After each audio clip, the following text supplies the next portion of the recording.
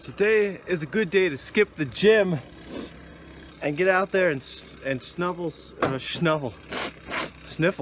shovel some snow. Now, even with the best form, which I'll show you right now, using your core, being up straight, everything we taught you, you're still going to be working the back a lot. But you want to try to switch sides, switch your positions with the shovel. Get deep, get a left, shovel from the core. Do 5 on the left is what I do. I do 5 on the right, shoveling the other way. That way you can even it out good. But you also want to take a break, stretch your low back out, just like that. Oh. And then stretch a little bit to your left, because that back's going to be tightening up. Might not bother you today, but it could bother you tomorrow. And that's how you get it done. Look down the barrel of that loaded gun. It's time, open your eyes, brother.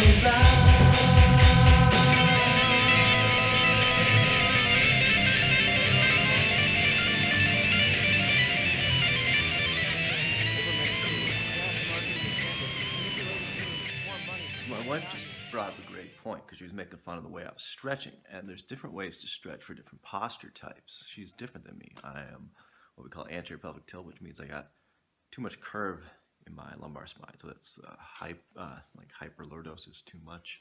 Some people have a flat lumbar spine, which is hypolordosis. And those are the ones that usually have a posterior pelvic tilt. So what I'm talking about here is too much curve. So for me, shoveling a lot can overwork those back muscles because my core is weak.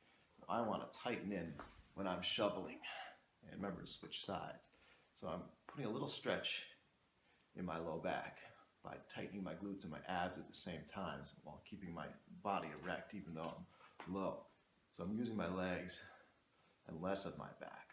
Now, some people are in that position already. They got the flat back, they stand like that. So they want to try to increase a little bit. Get a little bit of that curve going because you want to shorten the muscles, because if you're using those muscles in an elongated strain position, that's when you have the ability to strain one, injure it. And usually it's the SI joint that gets the sprain. All right, so you gotta be careful with that.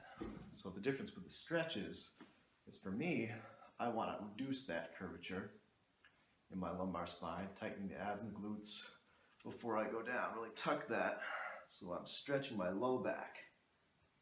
Whereas if you already got a flat back, you might want to avoid that stretch altogether, but if you do it, you want to try to create more curve, because then you can get the hamstrings. You'll feel it in your legs instead.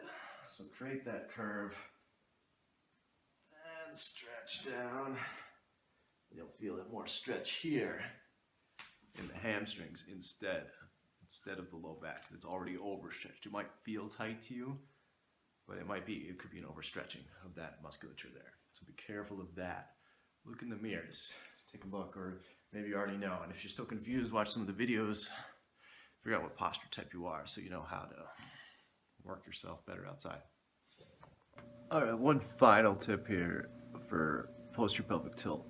A better way to stretch it, because sometimes it's hard to activate the core, is to actually get a bench or something like this, and you're gonna put your foot up on it.